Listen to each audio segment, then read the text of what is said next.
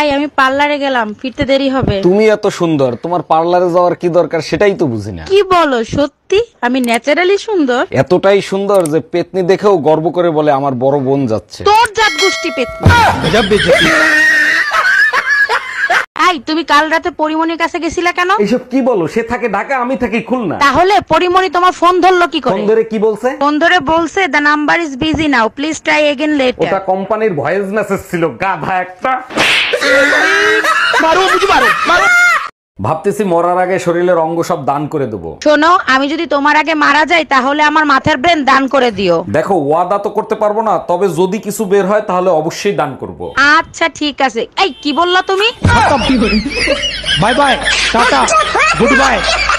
এই কি হয়েছে, কান্তিছো কেন? আমার প্রিয় বান্ধবীর হাজবেন্ড মারা গেছে, আরে বিধবার বেশে দেখতে খুব কষ্ট হচ্ছে। তোমার কষ্ট আমি সহ্য করতে পারি না, তুমি চাইলে তোমার বিধবা বান্ধবীকে আমি বিয়ে করতে পারি। তুমি এমন কোনো কাজ করো না যাতে আমি বিধবা হই। Bye bye, tata, good bye.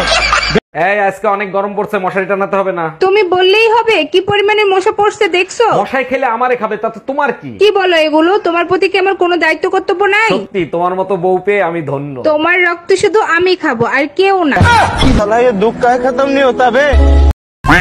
এই তোমার যন্ত্রণায় আমি কিন্তু ডিপ্রেশনে চলে যাচ্ছি।